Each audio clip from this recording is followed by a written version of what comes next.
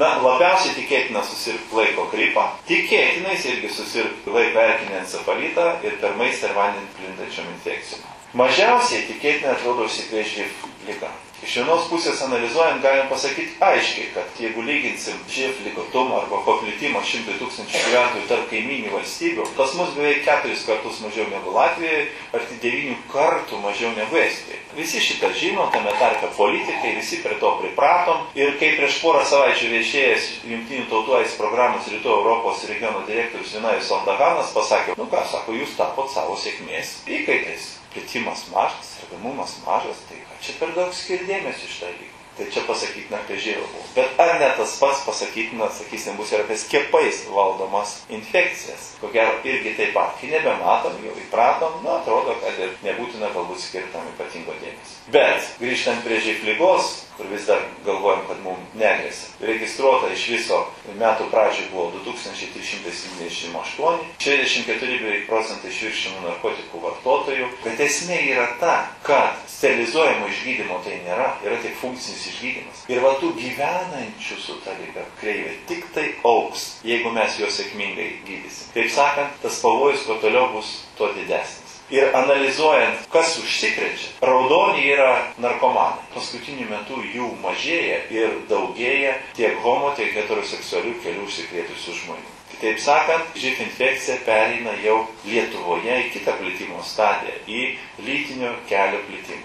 Ir čia klausimas, kur bus diagnozuoti sekantis naujų živ infekcijos atvejai. Lietuvoje, jūsų mieste, jūsų regione. Atsakymas, ko gero, būtų toks, kad greičiausiai tai bus vyrai narkomanai ir jų lytinės partnerės. Bet kas tos jų lytinės partnerės? Tai gali būti bet kuri vienkiemyje galbūt gyvenanti moteris, kuri tik tai savo vyrą ir turi galbūt kelis vaikus ir panašiai, o jis galbūt netgi ne narkomanas įprastinė prasme, bet už kažką tai papuolė į kalėjimą, ten besėdėdamas vartoja narkotikus, užsikrėtė, grįžęs gal ir toliau iš jų nevartoja, gal tik tai alkoholį ar panašiai. Taip kad vėl grįžtam prie to, kad ar galim aiškiai įvardinti ir matyti savo tikslinę grupę prie vienos ar kitos ligos ir ką mes su ją galim padaryti, kaip galim su ją dirbti. Na, rezimuojant, pagrindiniai informacijos šaltiniai, vis tik tai internetas yra ir netgi visoms amžiaus grupėms svarboms. Taip pat yra šeima, kaiminka.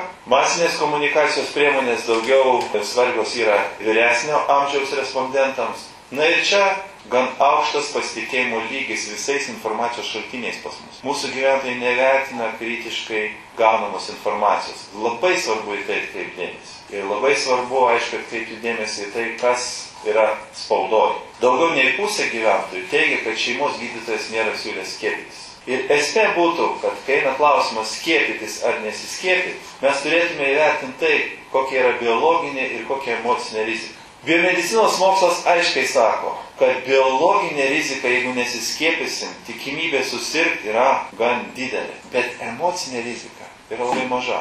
Dabar elgesio socialiniai mokslai aiškiai atvirkščiai, kad nesiskiepyti yra maža rizika, bet emocinė rizika skiepytis yra didelė. Prisiimti atsakomybę, o ypač jeigu eina kalba apie savo vaiką. O kas, jeigu aš padarysiu jam kažką blogo? Minimum jisai pradės verkti nuo to dūrio, jau ir tai yra blogai. O čia dar visokia isterika mūsų žiniasklaidoje ir panašiai. Na, jeigu nori atkreipti dėmesį, tai pradėk ką nors sakyti tokio. Girdėjau šitą mano pavyzdį, kai šuo įkando žmogų ar žmogus įkando šunį. Tai jeigu šuo kandžio žmogų, nu kandžio tragedija. Bet jeigu atvirkščiai pasakytų, jeigu dar pasakyt, kad koks nors žinomas žmogus buvo prisiliobęs tiek, kad kai jis ėjo pro šunį, šuo pradėjo loti ir tas žmogus įkando šunį, nu tai kokia žiniasklaida nepaims tokios žinios? Nu būtinai paims. Tai va taip ir gaunasi, kad dėja, kuo daugiau nesąmonių, kuo garsiau ar kuo garsesnis žmogus ir kažką pasako apie kažką tai tokį, na ir mes dabar vėl matom tą isteriką